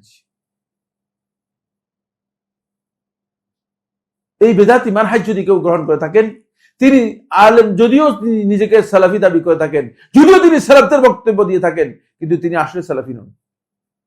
তিনি মানহাজ দিক থেকে সালাফদের মানহাজের উপর প্রতিষ্ঠিত নন। এই ধরনের লোকগুলো, এদের মধ্যে আরেক দল লোক আছে, একদল লোক আছে যে যারা অনেকটা গোল আলু মার্কা। সেটা হলো এই, সবাইকে সন্তুষ্ট রাখার জন্য চেষ্টা করে।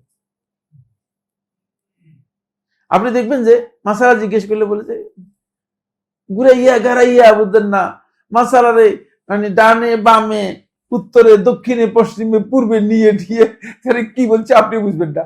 মানে মনে হয় যেন এটাও ঠিক ওইটাও ঠিক এইও ঠিক ঠিক, মানে চুরি করলেও ভালো, চুরি না করলেও ভালো। কি একটা অবস্থা। আমাদের কয়েকজন বললে আপনি ডাইরেক্ট বলে দেন। সেদিন মানে ট্রেনে উঠতেছিলাম, ট্রেনের এটা কি কয় জানি, ট্রেনের লিফটে একজনের সাথে দেখা, চিনি না, জীবনে কোনোদিন দেখি ওটাই, বুঝলেন না। আমার সালাম দিল, সালাম দিয়ে বললো যে 100% সোজা কাট। মানে আপনার কথা আমরা শুনি, আপনি কাট, আপনি ডাইরেক্ট মেরে দেন। কারজার যে সমস্ত লোকের দেখলাম যে সবাই গাড়ি ডান দিকে আর বাম দিকে, ডান দিকে আর বাম দিকে, ডান দিকে বাম দিকে, আপনি হচ্ছে 100% কাট। আমি কি কি বলতেছেন এগুলা? না, আমরা আপনার আপনার কথা শুনি আর আমাদের কাছে মনে হয় যে আপনি 100% কাট করে দিচ্ছেন। আপনি শুনেন, আমি আমি মূর্খ মানুষ, আমি কিছু বুঝিনি আপনার কথা। আর আপনি যা বলছেন ভালো বলছেন, জান যা বলছেন ভালো বলছেন, জান। এই যে মানে তালবাহানা দিনের ব্যাপারে বুঝলে না, ডান বাম করে এই সমস্ত কথাবার্তা বলা, আমার অনেকে বলেছে সাইফুল্লাহ ভাই একটু ইয়ে করে, এটা কি কয় জানি, সফট করে নরম করে তারপরে মানে ডান বাম করে বললে তাহলে বেশি খুশি হয় মানুষ। আমি খুশি হইলাম কি হবে, তো কিছু বুঝলো না। আমরা জায়েজ বললে জায়েজ শব্দের অর্থ বুঝে না যে এই লোকগুলোকে আপনি যদি সফট করেন, আসলে সফট হবে কিনা, কিচ্ছু হবে না। এটা সে তো বুঝবেই না কিছুই, সে তো কিছুই বুঝবে না আসলে, কারণ তো কিচ্ছু বুঝে না শরীয়তের।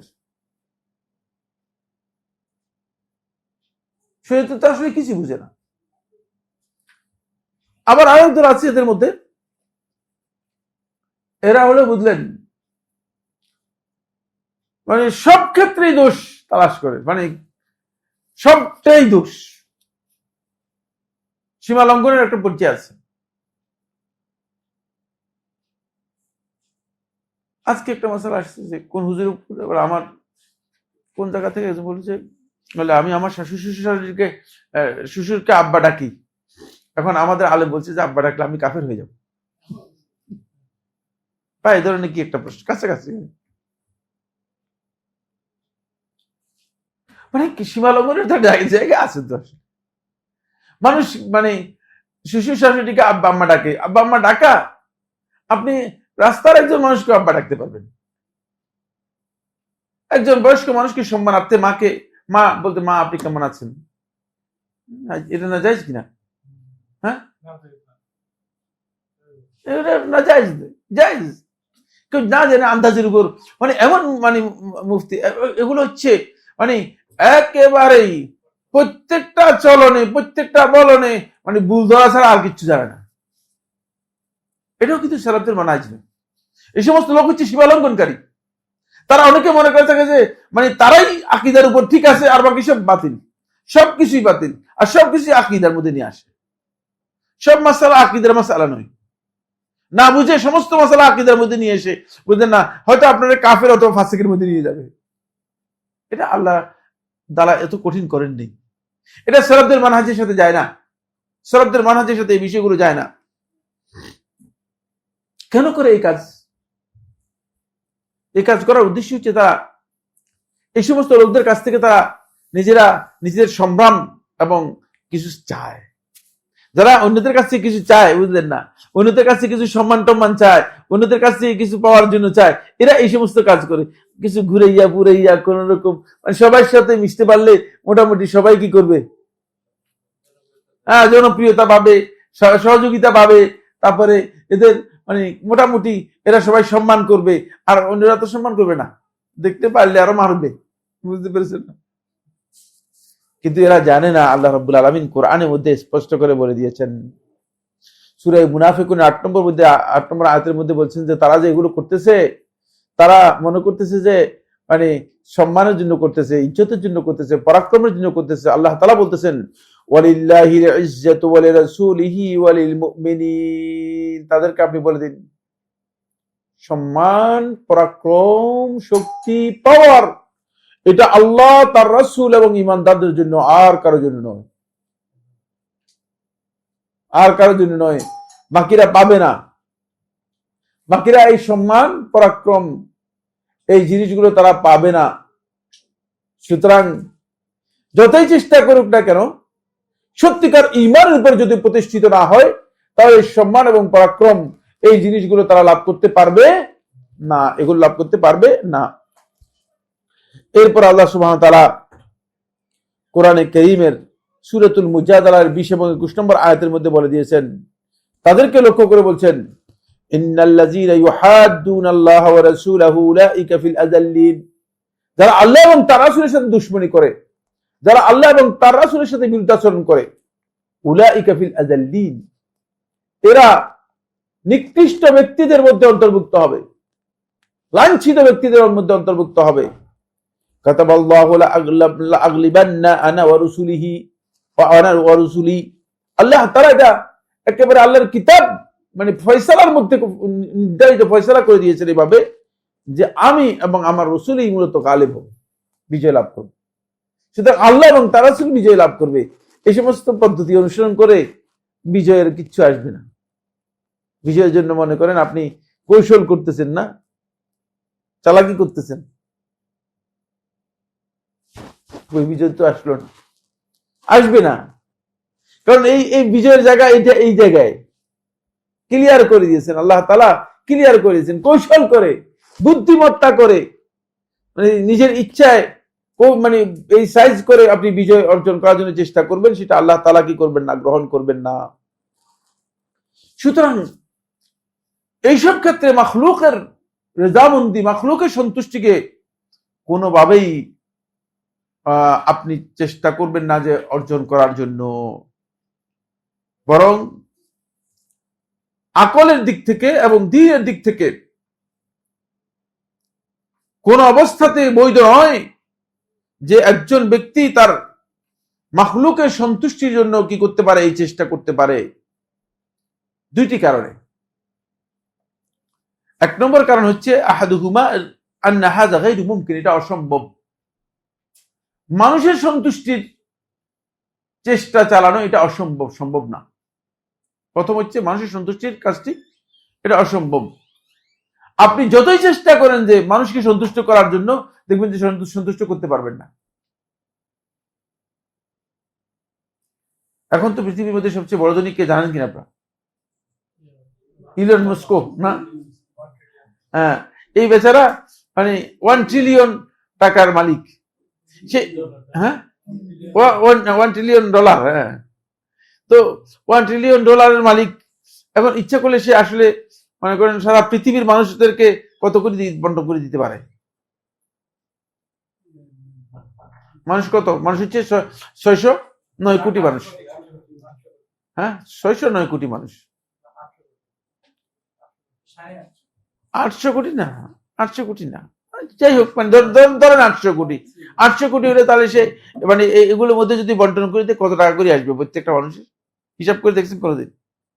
বলে আমরা হিসাব করি, আসলে আমাদের হিসাবে দরকারও নেই তার টাকা।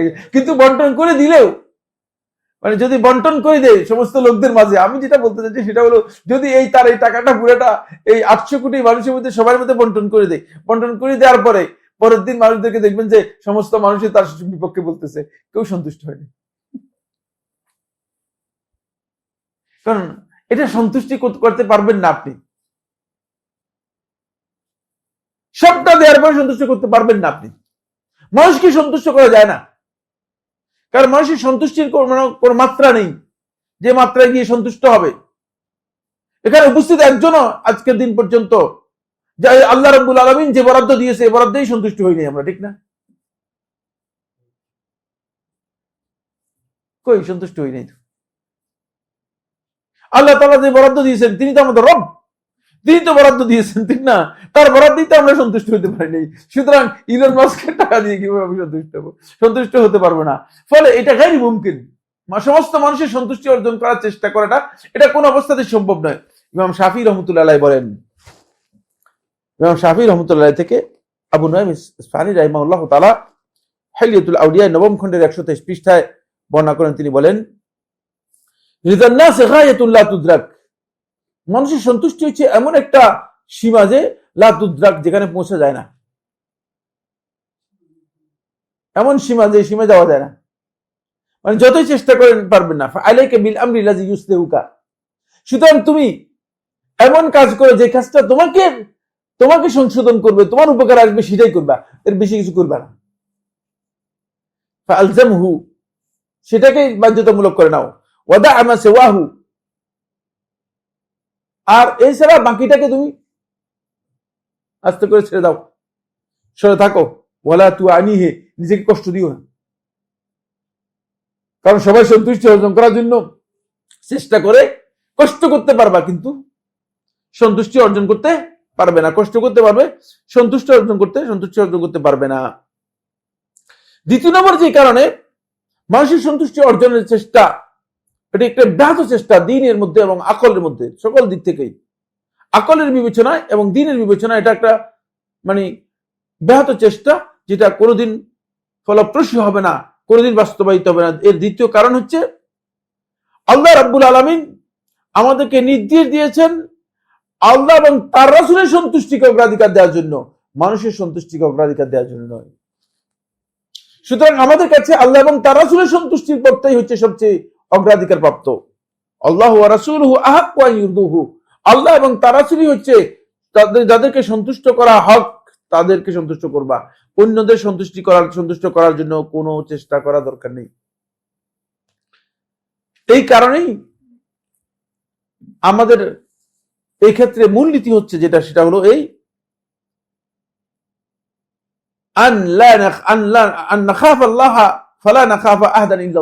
একমাত্র আল্লাহ তাআলাকেই ভয় করব, আল্লাহ ছাড়া কাউকে ভয় করবেন না। আপনার কাজে, আপনার কথায়, আপনার উপস্থাপনায়, আপনার বক্তব্যে, আপনার নির্দেশনায় আল্লাহর ভয় হচ্ছে সবচেয়ে অগ্রাধিকার পাবে। মানুষের ভয়ের কোনো দরকার নেই। মানুষের ভয় কিচ্ছু করতে পারবে না আপনাকে। মানে আপনি মানুষের যদি মনে করেন যে মানুষের ভয় করলে কিছু পাবেন না, কিচ্ছু পাবেন না। মানুষের ভয় কিচ্ছু আপনি পাবেন না। এখানে একটি জিনিস গুরুত্বপূর্ণ, সেটা হচ্ছে এই আল্লাহর ভয়কে যিনি অগ্রাধিকার দিবেন, তিনি অবশ্যই মানুষের ক্ষেত্রে আল্লাহকে ভয় করবেন। সেক্ষেত্রে আপনার বিরোধী হলেও কোন অবস্থাতেই তার উপর আপনি জুলুম করতে পারবেন না। তার ব্যাপারে এমন কোন বক্তব্য দিতে পারবেন না যেটা তার বক্তব্য নয়। তার ব্যাপারে এমন কোন কথা বলতে পারবেন না যেটা তার আসলে তার কথা নয়। কিন্তু দুর্ভাগ্যের বিষয় হচ্ছে এই, আমাদের সমাজের মধ্যে ওই মানুষগুলো এটা উল্টা করে। যার সাথে আমার কোনো না কোনো কারণে ক্রোধ আছে, যার সাথে কোনো না কোনো কারণে আমার রাগ আছে, অথবা যার প্রতি আমার বিদ্বেষ আছে, অথবা উদ্দেশ্য প্রণোদিত কোনো একটা টার্গেট আছে, অথবা ভুল বুঝাবুঝি আছে, অথবা তার ব্যাপারে আমার কোনো অ্যালার্জি আছে, তখন আমি সবসময় চেষ্টা করি যে তার ভুলটাকে কিভাবে প্রচার করা যায়। তার ভালো যদি অনেক থাকে, একটা ভালো তার আমি প্রকাশ করতে চাই না। এটা কিন্তু আল্লাহ এবং তার রাসূলের দেখানো যে মানহাজ, সে মানহাজ নয়। কারণ আল্লাহর ব্যাপারে আপনি সত্যিকার তার ব্যাপারে আল্লাহ তাআলাকে আপনি ভয় করেননি। হয়তো হতে পারে যে তার সামান্য এটা ভুলের জন্য আল্লাহ তাআলা তার হাজার হাজার ভালো কাজের মধ্যে সামান্য এই ভুলটাকে আল্লাহ তাআলা হয়তো ক্ষমা করে দিতে পারেন। কিন্তু আমাদের মধ্যে এখন এই জিনিসগুলো কাজ করতেছে না, বিদ্বেষের কারণে, দলাদলির কারণে, সাম্প্রদায়িকতার কারণে, অথবা আমার নিজের মধ্যে ইগো এর কারণে, আমার সাথে তার শত্রুতার কারণে। কিন্তু সালফে সালেহিনগণ, তাদের মধ্যে ইখতিলাফ ছিল, তাদের মধ্যে মতপার্থক্য ছিল, তাদের মধ্যে মতবিরোধ ছিল। তাদের মধ্যে এই মতপার্থক্য, ইখতিলাফ, মতবিরোধ, এটা কোনো অবস্থাতেই তাদের মধ্যে শত্রুতা তৈরি করে নাই, এবং এক দলের বিরুদ্ধে আরেক দল কথা বলার কোনো বক্তব্য পাওয়া যায়নি। কিন্তু এখন পাওয়া যায় কেন? এই পাওয়া যাওয়ার কারণ হচ্ছে এখন আসলেই আমরা বিরোধ, আমাদের মধ্যে ইখতিলাফ, আমাদের মধ্যে বিরোধ, আমাদের মধ্যে মতপার্থক্য, এটা দ্বীনের জন্য হচ্ছে না, দলিলের জন্য হচ্ছে না, এটা হচ্ছে আমার রেশারেশির জন্য, আমার অন্তরের বিদ্বেষের জন্য, আমার তার প্রতি ক্রোধের জন্য, অথবা আমি নিজেকে এস্টাবলিশ করার জন্য। ফলে এই কারণেই এই ইখতিলাফের মধ্যে আসলেই বিরোধ তৈরি হচ্ছে। নাহলে আলেমদের মধ্যে ইমাম শাফি রহমতুল্লাহ, ইমাম আবু হানিফা রহমতুল্লাহ যে ফতোয়া দিয়েছেন, এই ফতোয়ার পক্ষে ফতোয়া দেননি। আপনারা জানেন যে সলাতের মাসআলার মধ্যে তো প্রায় হানাফি মাযহাব আর শাফি মাযহাবের মধ্যে প্রায় 2 থেকে 3,000 মাসআলার মধ্যে ইখতিলাফ। একটা দুইটা হইলে একটা কথা ছিল, একটা দুইটা হইলে কথা ছিল। কিন্তু কই, একজন তো আরেকজনের বিরুদ্ধে এমন কথা বলেন নাই যে কথার কারণে বলা যেতে পারে যে শাফি এসে আবু হানিফাকে বলছেন যে আবু হানিফা জাহান্নামে চলে গিয়েছে, আবু হানিফা পথভ্রষ্ট, আবু হানিফা বিচ্যুত। এর কথা শুনছেন কিনা? বলেননি। কেন? এর কারণ একটাই, সেটা হচ্ছে তারা জানেন যে আমাদের ইখতিলাফটা মূলত আল্লাহর জন্য, দলিলের কারণে। সুতরাং ব্যক্তিগত কোনো ক্রোধ এখানে ছিল না, ব্যক্তিগত কোনো আক্রোশ এখানে ছিল না, ব্যক্তিগত কোনো রেশারেশি এখানে ছিল না, ব্যক্তির কোনো উদ্দেশ্য এখানে ছিল না যে আমি শাফি নিজেকে বড় করলাম, এটাও ছিল না। বরং শাফি সম্পর্কে যখন আবু হানিফা সম্পর্কে যখন শাফিকে জিজ্ঞেস করা হয়েছে, তখন শাফি বলতেছেন যে আন্নাসু ফিল ফিকহি আইয়ালু আবু হানিফা, ভালো করে জেনে রাখো এই গোটা মানব গোষ্ঠী, গোটা মানব সভ্যতা ফিকহের ক্ষেত্রে আবু হানিফার সবাই পরিবারের অন্তর্ভুক্ত। মানে এই পরিবারের প্রধান কে? আবু হানিফা। এটা বলতেছে ইমাম শাফি রহমতুল্লাহ আলাইহি, যিনি পৃথিবীর সমস্ত আলেমদের কাছে ফিকহেরও ইমাম, হাদিসেরও ইমাম, লুগারও ইমাম, সকল ক্ষেত্রে ইমাম, তিনি এই কথা বলতেছেন। চিন্তা করছেন? সুতরাং এখান থেকে বোঝা যায় যে আসলে রেশারেশি গুলো এগুলো আমাদের মধ্যে তৈরি হয়েছে একটি মাত্র কারণে, সেটা হলো যে আমরা ঘৃণা নিজেদের মধ্যে কি করেছি, বেশি চর্চা করেছি, ঘৃণাকে নিজেদের মধ্যে বেশি চর্চা করেছি। শেখুল ইসলাম ইবনে তাইমিয়া রাহিমাহুল্লাহ তাআলা তিনি এখানে খুব সুন্দরভাবে বিষয়টি তুলে ধরেছেন। শেখুল ইসলাম রহমতুল্লাহ আলাইহি বলেছেন যে মানুষের ক্ষেত্রে জুলুম করা যাবে না, সমস্ত মানুষের সন্তুষ্টি অর্জন করার জন্য চেষ্টাও করা যাবে না। যেখানে আল্লাহর সন্তুষ্টি আছে সেখানে যদি চেষ্টা করা হয় থাকে, তাহলে মানুষের সন্তুষ্টি পাওয়া সম্ভব। আল্লাহর সন্তুষ্টিকে টার্গেট করলে আপনি মানুষের সন্তুষ্টি পাওয়াটা সম্ভব, আপনি মানুষের সন্তুষ্টি আপনি পেয়ে যেতে পারেন। ঠিক অনুরূপ ভাবে একই বিষয় আর রদ্দু আলা আহলিল বিদআহ, বেদাতি যারা আছে তাদেরকে রদ করার ক্ষেত্রেও ইন লাম ইউকসাদ ফিহি বায়ানুল হক, যদি সেখানে বেদাতিকে রদ করার ক্ষেত্রে, বেদাতিকে খণ্ডন করার ক্ষেত্রে, আমরা অনেক সময় বেদাতিকে খণ্ডন করার ক্ষেত্রে বেদাতিকে হত্যা করি, মানে কথা দিয়ে এমন অবস্থায় পৌঁছায় দিই যে তাকে হত্যা করার চেয়েও খারাপ। এটা ঠিক, এটা অনেক বেশি, এটা অনেক চূড়ান্ত। অবশ্যই বেদাতিকে আপনি কি করবেন, দলিলের ভিত্তিতে বেদাতিকে আপনার তার বেদাতের বিপক্ষে অবস্থান নেবেন, কিন্তু এই প্রক্রিয়া নয় যে প্রক্রিয়া আমরা গ্রহণ করতেছি, এটা আমরা মনে করতেছি সালাফদের বক্তব্য। দেখেন এটা শেখুল ইসলাম ইবনে তাইমিয়া রাহমাতুল্লাহি মানহাজুস সুন্নাহর 5 নম্বর করে 239 পৃষ্ঠায় প্রত্যেকটি বক্তব্যে রেফারেন্স রয়েছে, প্রত্যেকটি বক্তব্যে এখানে রেফারেন্স রয়েছে। শেখুল ইসলাম রহমতুল্লাহ বলেন কাযালিকা রাদ্দু আলা আহলিল বিদআহ, অনুরূপভাবে আহলুল বিদআহকে রদ করা, ইল্লাম ইউকসাদ ফিহি, যদি এর মাধ্যমে উদ্দেশ্য এটা না হয় বায়ানুল হক, হক বর্ণনা করা, ওয়া হাদিউল খালক, মানুষদেরকে হেদায়েত দেয়া, ওয়া রাহমাতুহু, মানুষের প্রতি অনুগ্রহ করা, ওয়া ইহসানু ইলাইহিম, তাদের প্রতি দয়া করা, লাম ইয়াকুন আমালান সালিহান, তাহলে এটা আমলে সালেহ হবে না। আপনি করছেন তো, আপনি হয়তো মনে করছেন যে আমি অনেক বড় নেক আমল করে ফেলছি, আসলে শেখুল ইসলাম ইবনে তাইমিয়া রাহমাতুল্লাহ এটা আমলে সালেহই হবে না, কারণ উদ্দেশ্যটা আপনার কি নয়, এর মাধ্যমে এটা নয়, রদ করার উদ্দেশ্য মানুষকে হিদায়াত দেয়া নয়, ওই ব্যক্তিকে সংশোধন করা নয়, উদ্দেশ্য হচ্ছে লাঠি মেরে দেয়া, মাথা ভেঙে দেয়া, উদ্দেশ্য হচ্ছে লাঠি মেরে দেয়া, মাথা ভেঙে দেয়া, উদ্দেশ্য হচ্ছে তাকে হেয় করা, উদ্দেশ্য হচ্ছে তাকে তাচ্ছিল্য করা। এটা আলেমদের টার্গেট হতে পারে না, এটা ইলমি টার্গেট হতে পারে না, এটা সালাফদের মানহাজ হতে পারে না, এই উদ্দেশ্য সালাফদের মানহাজ হতে পারে না।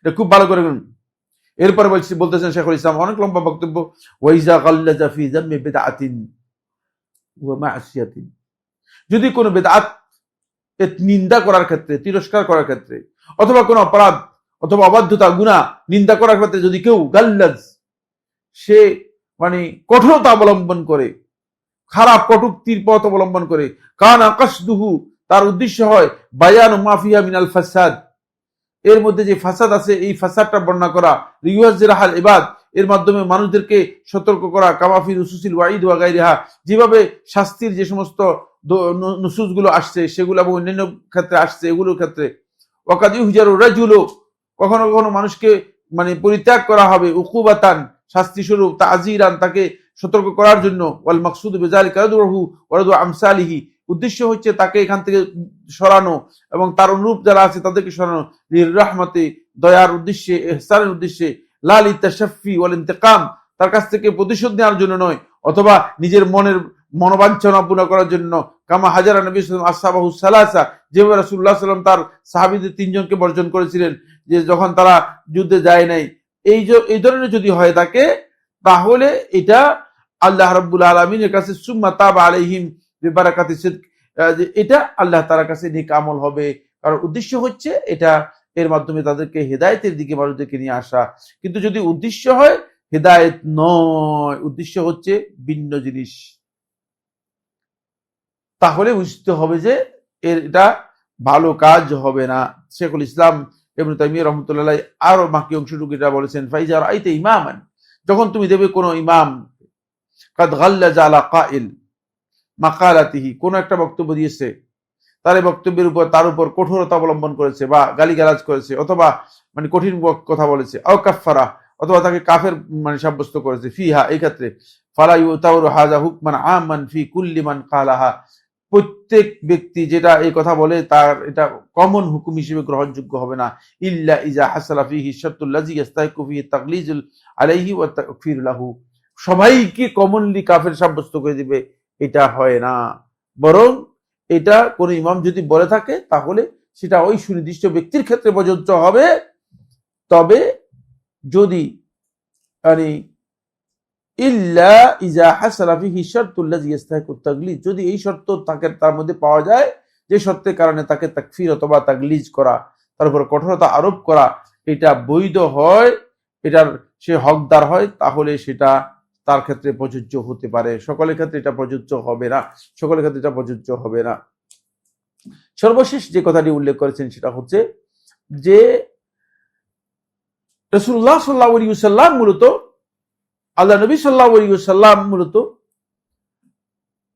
প্রত্যেকটি ক্ষেত্রেই নবী সাল্লাল্লাহু আলাইহি ওয়াসাল্লাম কাউকে তাশহীর করার জন্য সুনির্দিষ্ট ক্ষেত্রে নবী সাল্লাল্লাহু আলাইহি ওয়াসাল্লামের আমল দ্বারা এটি প্রমাণিত হয়নি। তাশহীর হচ্ছে মানে কাউকে ছোট করা, হেয় করা, লাঞ্ছিত করা, তার আমলের কারণে অথবা তার কথার কারণে তাকে লাঞ্ছিত করা, এটা নবী সাল্লাল্লাহু আলাইহি ওয়াসাল্লামের কাছ থেকে প্রমাণিত সত্য নয়, এটা সালাফদের মানহাজও নয়। সুতরাং কোন ব্যক্তি যদি আসলে তাশহীর করার উদ্দেশ্যে কাউকে এই কাজটি করে থাকেন, তিনি আসলে ভুল কাজ করতেছেন, তিনি সালাফদের মানহাজ গ্রহণ করেন নাই। নবী সাল্লাল্লাহু আলাইহি ওয়াসাল্লাম ইচ্ছা করলেই, আর নবী সাল্লাল্লাহু আলাইহি ওয়াসাল্লামের থেকে কে সম্মানিত, ঠিক না? নবী সাল্লাল্লাহু আলাইহি ওয়াসাল্লাম যদি কাউকে ছোট করেন, এতে তো ছোট হবে না, সে হবে কোনোদিন ছোট হবে না। আমি ছোট করলে ছোট হবে, কিন্তু নবী সাল্লাল্লাহু আলাইহি ওয়াসাল্লাম যদি ছোট করেন, ছোট হবে না, ছোট হবে না সে। কারণ হচ্ছে নবী সাল্লাল্লাহু আলাইহি ওয়াসাল্লাম তো সবার চেয়ে সম্মানিত, নবী সাল্লাল্লাহু আলাইহি ওয়াসাল্লাম বলতেই পারেন, সবাইকে বলতে পারেন, কিন্তু তারপরে নবী সাল্লাল্লাহু আলাইহি ওয়াসাল্লাম একজন অবলা নারী, তার সন্তান মারা গিয়েছে, সন্তান মারা গিয়েছে, বসে বসে কান্নাকাটি করতেছে। নবী সাল্লাল্লাহু আলাইহি ওয়াসাল্লাম তার পাশ দিয়ে অতিক্রম করে যাচ্ছিলেন। নবী সাল্লাল্লাহু আলাইহি ওয়াসাল্লাম যাওয়ার সময় নবী সাল্লাল্লাহু আলাইহি ওয়াসাল্লাম বলছে যে এভাবে কাঁদো না, এটা ভালো না। তখন নবী সাল্লাল্লাহু আলাইহি ওয়াসাল্লাম বললেন যে তুমি কি বুঝবে আমার মুসিবত, মুসিবত আমার, তুমি কি বুঝবে, তুমি যে বলছো তুমি কি বুঝবে, তুমি আমার মুসিবত কি বুঝবে। নবী সাল্লাল্লাহু আলাইহি ওয়াসাল্লাম কিছু বলেন নাই, সোজা চলে আসছেন, কারণ জানেন যে এই মুসিবতের মধ্যে তাকে আরেকটা কথা বলার সুযোগ নেই। পরে ওই মহিলাকে জিজ্ঞেস করলেন, পাশে যারা ছিল তারা মানে মহিলাকে বলেছে তুমি কাকে কি বলেছো, তুমি জানো কি বলছো, কাকে বলছো, বলে কি কি ব্যাপারটা কি, বলছে তুমি তো যাকে বলছো রাসূলুল্লাহ সাল্লাল্লাহু আলাইহি ওয়াসাল্লামকে তুমি এই কথা বলছো। বলে কি বলো, আল্লাহ রাসূল, তিনি রাসূলকে আমি এই কথা বলে ফেলছি। এবার রাসূলুল্লাহ সাল্লাল্লাহু আলাইহি ওয়াসাল্লামের কাছে আসলেন, এসে বললেন ইয়া রাসূলুল্লাহ, আমি বুঝতে পারি নাই, আমি তো বুঝতে পারিনি আপনাকে যে কথাটা বলে দিয়েছি, এটা আমি না বুঝতে পারি নাই। তখন আল্লাহ রাসূল সাল্লাল্লাহু আলাইহি ওয়াসাল্লাম বললেন যে ইন্নামাস সাবরু ইনদা সাদমাতিল উলা, সবর যখন আঘাত আসে তখন যদি সবর ধারণ করতে, ধৈর্য ধারণ করতে পারো, এটার নাম হচ্ছে সবর। এখন সবর শেষ হয়ে গেছে, যাও, অসুবিধা নেই। কিন্তু কিছুই বলে নাই, দেখছেন, কিছুই বলে নাই, কিছুই বলেন নাই, তাকে লাঞ্ছিত করেন নাই, হেয় করেন নাই। তুমি, আমি আল্লাহ রাসূল, তুমি আমার সাথে এরকম আচরণ করছো, দুইটা ডান্ডার বাড়ি দিয়ে যেত, কিচ্ছু বলেন নাই। আল্লাহ রাসূল সাল্লাল্লাহু আলাইহি ওয়াসাল্লামের মানহাজের সাথে এই জিনিসগুলো যায় না। এই জন্য সালফে সালেহিনদের মানহাজটাও আমাদেরকে বুঝতে হবে। আমাদের তো সালাফদের কাছ থেকে সরাসরি মানহাজ নিতে হবে। আমরা এখন মানহাজ নেওয়ার জন্য চেষ্টা করি যে সালাফদের বাদ দিয়ে বুঝলেন 1400 বছর পরে হাইয়ান ইবনে বায়্যান আসছে, তাদের কাছ থেকে কিভাবে মানহাজ নেওয়া যায়, তাদের বক্তব্যকে আমরা মনে করতেছি এটা সালাফদের বক্তব্য। খবরদার, এটা ভুল কাজ। হাইয়ান ইবনে বায়্যান এর বক্তব্য ভুল কাজ। মাথার মধ্যে লাল গোত্রা সাদা গোত্রা দেখলে আপনি মনে করবেন না যে এটা হচ্ছে সালাফ, না, তাহলে আপনি নিজে ভুলের মধ্যে আছেন। আল্লাহ তাআলা আমাদেরকে বিষয়গুলো যা তৌফিক দান করুন।